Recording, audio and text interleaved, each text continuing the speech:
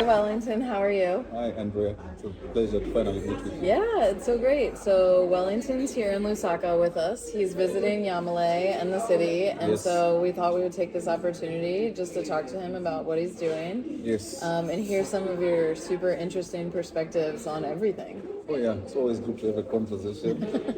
Good conversation, maybe good food, good coffee, whatever it is. Yeah, ideas. We thrive on a contestation of ideas. Yeah, and you have so many ideas. We were talking about how many things you publish and all of these ideas that you're constantly thinking about. And so we were thinking maybe we could ask you, or I could ask you about your thoughts on some of them. Oh, yeah. That's fantastic. All right. Yeah, it's a pleasure to actually Yeah. have a discussion with you. Yeah, We always need ideas. Thought leadership in Africa is something that a lot of Africans don't understand or underestimate. Thought leaders you normally find the academics, and what academics produce sometimes is not palatable to sort of pedestrian consumers of information. So sometimes my ideas, I try to express them in a way that maybe anyone can read them, although it's not always the case. It's very hard. Yeah, no, you write great stuff, and so many things. And before we get into one of those things, I thought it was really interesting when you told me that even though you can write really plainly, what's your background? What did you study and work in? Oh, it's very strange. So my background is in regional and urban planning. Urban planning. Yes, and then I did a master's. I have a master's in construction engineering management. Construction engineering management turned journalist. That's Yes, so and- cool. Yes. So I think that has given me sort of like a good grounding or solid grounding in process thinking, maybe planning, and also analysis. Yeah, and that's yeah. what you do, like all of this Oh, yes. analytical writing Yes, and I am analyzing. more of an analyst than a journalist. But I the love journalist angle came up because I had to be accredited, to get credibility, Yeah. Yes. So I had to self-taught. I'm a self-taught journalist. I had to read, ethics and learn how the tools of the trade, so to speak. So I prefer to identify myself more as a political risk analyst and urban strategist. I love that, yeah. Because of the grounding in urban planning, yes, and engineering, civil Good. engineering. Yeah, well, you have so much. There's so much background that you have there, which is really great because then you can bring that in Oh, yes. to some of these situations that you're observing and analyzing. Yes. You'll see, like, with the article that we collaborated on, where we discuss that the next frontier in the next revolution in Africa is going to be a legal frontier. I believe that lawyers are very critical in anything to do with development in Africa from today going forward. Yeah. Yeah, because a lot of mistakes have been made. So I do not confine myself also to specific subject matter expertise. I put my thought leadership ideas on anything that is relevant to African development, because the crux of the matter is African development. That is the primary goal. All right. So when people put themselves or put each other in a box, sometimes they limit themselves. Yeah, I think absolutely. I think that's one of the issues that we've seen as like a Pan-African organization is that a lot of countries are working on their country's issues and not looking at the continental issues that are all the same. Yes. That if there was maybe more collaboration or more, like, you can see what's going on in another country and be like, oh, I can learn from that. Yes. This sort of like silo type of thinking, Exactly. We don't live in isolation. This world has become more than a global village, with the internet, with now AI models that are working. People can interact at any level of understanding now without even meeting. Yeah. So like we discussed earlier on when I said that the next frontier again of collaboration is non-location based workplaces. Yeah. You see, so people need to now beef up on their tools, remote working tools. Yes, exactly. We were discussing earlier on that with your experience with young students, that you try to groom or to mentor Yes. in the legal profession, they could hardly use simple tools like internet, Uh-huh. calendar, Google calendars, and stuff like that. How do we go to the next level Yeah. of African development when we have not mastered basics like that? Right. That's super important. In a global village, Right. When in a global economy, in a global economy. you have to be able to compete in that Yes, economy. yes. It's super interesting. So it's things like that. This silo thinking, Africans or global South, in the global South, we need to realize that we need to catch up. And for us to catch up, we have to show interest beyond just TikTok Yeah. videos and Yes. dance. What are they? Those dance challenges Yeah. that young people are into, you know, and try to get interest young people to get more involved in what's happening around them by utilizing the right tools. Yeah. They should not be laggards in everything. So what would you be your main recommendations for the youth of today? Organizations like you, Yamalé Alliance, you should start building literacy, awareness around these issues. Yeah, because you've got the skills, you've got the institutional capability to work with, and the will power. I don't know if you have the money for that, but Yeah, we're working on it. But you're Working on interested. it. Yeah, but you're interested. I think you have a vested interest in identifying these issues, and people like me, through thought leadership, we can bring awareness to these issues, right? But building literacy around Yeah. these issues, all right? Okay. Equipping kids with the right tools. So a kid is enrolled to study, say, social work or law, or to study engineering, but they're focusing only on the subject matter that they're learning, but they don't realize that you need tools, Yeah, all the things around the subject basic matter. tools of office work, like Microsoft Office tools. Yeah, who's Excel, teaching them that? Yeah. PowerPoint, and others. Word. Some kids don't really know how to use those tools, but they're right there on their computers. You know, Google calendars. They don't know. Clueless. They have no idea. Beyond WhatsApp, they don't know anything. Right. If you talk social media, they only think of social media as a tool for entertainment. TikTok, Facebook is just sharing, I don't know, pictures. But Facebook is a good, useful tool Yeah. for business as well. There's so many platforms on Facebook that you can use for marketing. There's so many platforms on Facebook that you can use. Yeah, there's so much you can do with Facebook. LinkedIn. Yeah. LinkedIn is a powerful platform that young people have no idea Right. what use it can do. It builds a digital footprint. It builds a portfolio of work that you can be doing while The you're still a portfolio student. work. I like that. So, but do they know? Yes.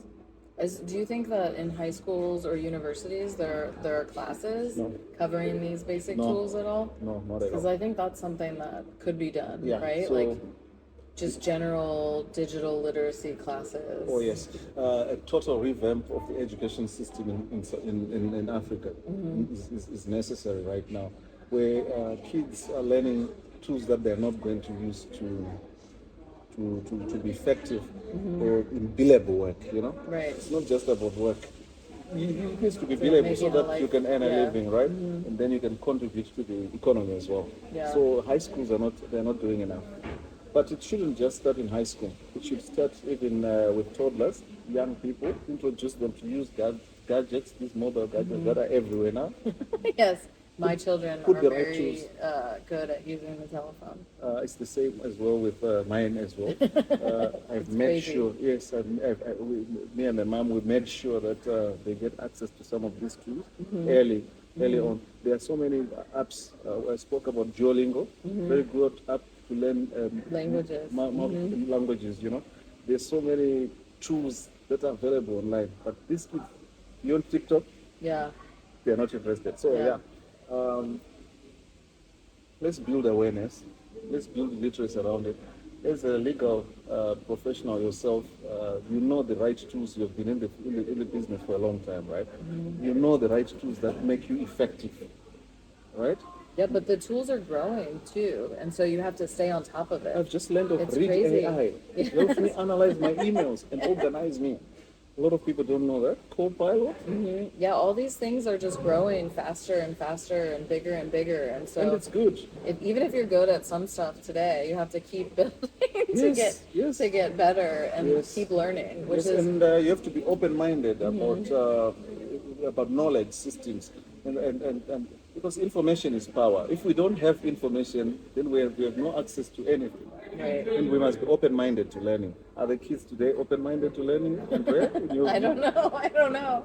I think that, like you said, they learn TikTok or YouTube. Attention span? But and the attention span has gone down. But the internet has opened up the whole world, and that's what has made us globalized. So you have to take advantage of that because some people are going to, and so if you want to stay ahead, Yes. I feel like you have to take advantage of that Yes, too. it's like sort of like going to drink water, you know. I mean, you can go to drink water because you're thirsty, right? But you can't drink everything. You have to drink enough to quench your thirst. Otherwise, beyond that, you're going to Yeah. be full, right? So the kids need to know that when they go on TikTok, what do they use it for?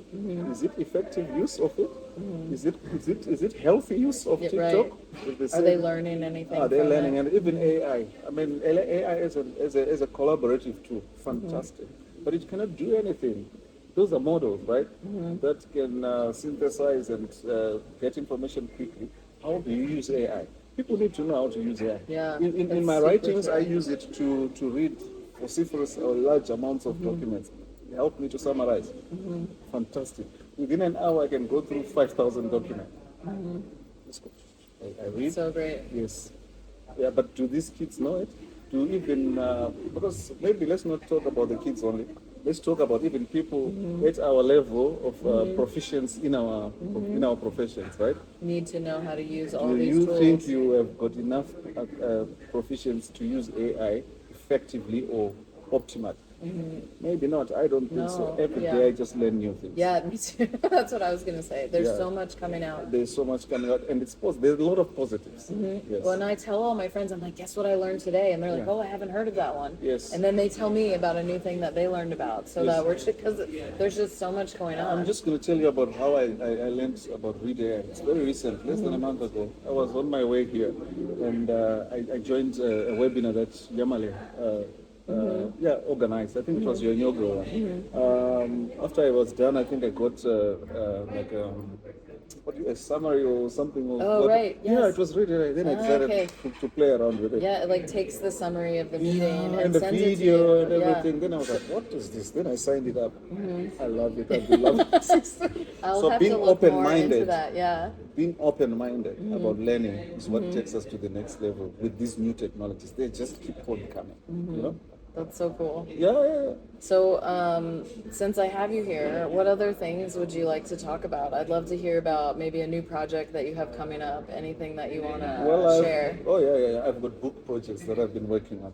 Right. So the first one, I think you know, I think I've shared a manuscript with you in the past. Yes. It's the informal state. In this one, pretty much, I'm talking about informality. You know how in Africa, you find that. There's a lot of informal settlements, informal ways of doing things, informal economies. There are no mainstream economies that you would normally find in developed countries, for example. Even the cities, they grow with a lot of informality. But then if you scan academic literature, you find that informality is tolerated a lot more by urban planners, engineers, economists, everyone, pretty much the whole ecosystem. And they call it resilience. They're saying it's a way of the global south finding ways around or navigating around certain things that cities or economies don't give them. So you have this informal housing, pretty much dilapidated housing, poor planning, poor roads, poor maintenance, poor everything. Right. So I'm not a big fan of that. That's what I was going to ask. Do you think an informal economy is good? Well, Or like net positive or net negative? Well, on a spectrum, or on a scale of 1 to 10, I think it's good. Only 2 out of 10. If I have to use the word Okay. good, All right. I have to use the word good. But I just think it's pure incompetence and neglect by planning professionals or practitioners, engineers, city people, governance people. I think it's complacence by leadership in Africa from any angle. You can To say. allow that It's to happen. unacceptable. It's unacceptable. There are certain things, I mean, the development control, there are legal statutes that govern development control, that govern planning permission. Why are we not adhering to that? How do you turn the regulation into implementation, the Yes. policy into Yes. actuality? Yes, I mean it's sometimes it's almost criminal. Some of the things that when you build within a building line, for example, It's not acceptable. It's violation of planning permission and statutes. Well, and the reason that the law. those permits and statutes is exist is to issuing them? protect people. Corruption. And so what happens, is those people aren't protected because the engineering Development isn't must be good. controlled. In the last 50 years, we've seen a rise in new cities, right? Amazing mega cities. China, for example, 55 years China was a poor country, the whole of China. But in the last 50 years, look at what they've done. Simply following the law. The principles of planning, regulation, construction, everything. Yeah. Their cities, and urban strategy, even from a government perspective at a high level, they understand that they have to do things with structure and order. Look at Gulf states, look at Dubai. Everybody talks of Dubai. Everybody talks of Sharjah, all those modern cities in the Gulf, oasis. Qatar, Doha. Look at those cities. Look at India. India, again, 55 years ago, there were donkeys working in Mumbai, everything, everywhere. But now, they're some of the most modern and upcoming cities. So, my project on the book, it's a book that I've written. I'm still looking for a publisher, of course. But I talk about the informal states, right? How Africa has been, or how Africa and the global South in general, we're stuck up on systems that don't work. We are tolerant of systems that we sabotage ourselves. Why? I don't know. In informal settlements, we find that they've become reservoirs of vote buying by governments or ruling elites as well. Those people are easy to manipulate.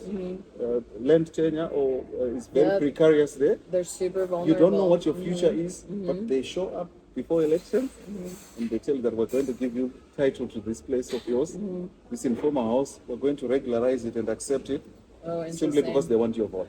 Okay. If you vote us, if you put so and so in power, this is how it works.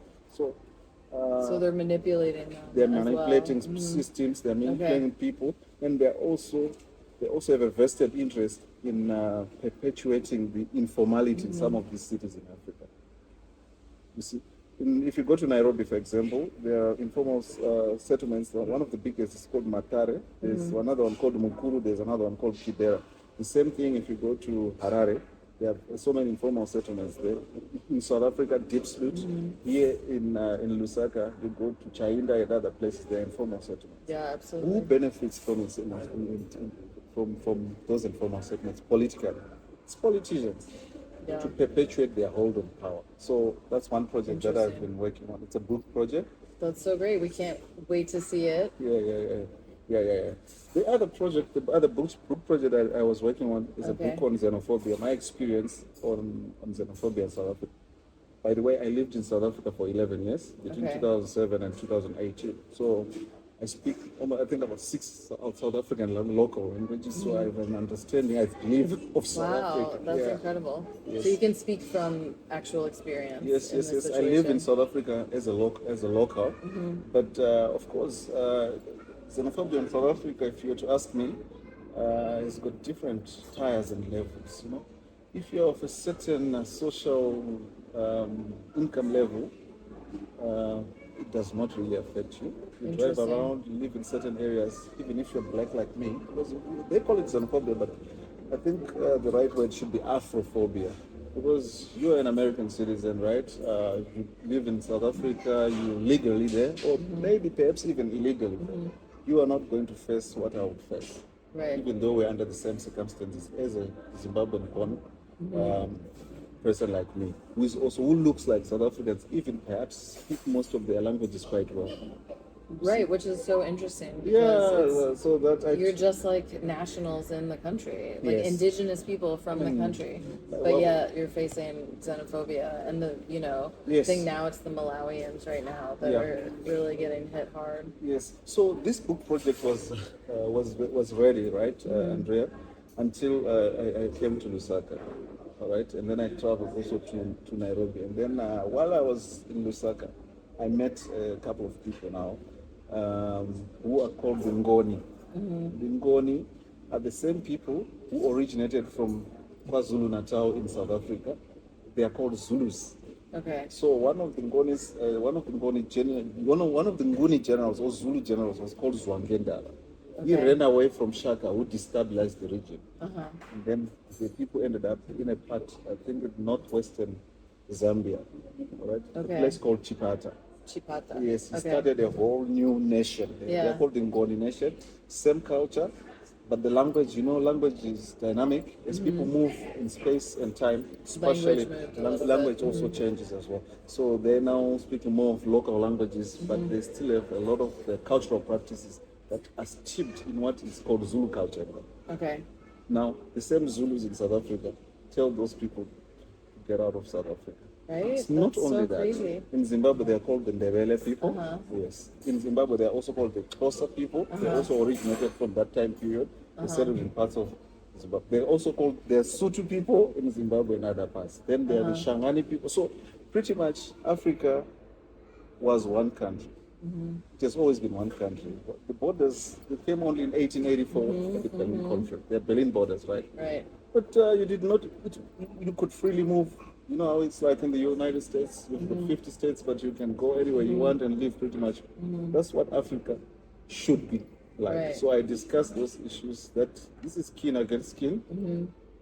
We have a history of kin against kin, but don't we need to recalibrate Not our perpetuate. thinking now, not perpetuate this? So did you add, are you going to add things to Yes, your now book I've from had your now to- experience here yes. in Lusaka? That's So the that's manuscript cool. was pretty much finished, but now because of this experience through my travels, now I've decided that I have to update that so that we jog the memory, the historical memory of Yeah, Africans. that's very cool. You see. So yeah, that's the second project. But of course, I've got so many other ongoing projects. Yeah. The collaboration that we did with you on the next frontier.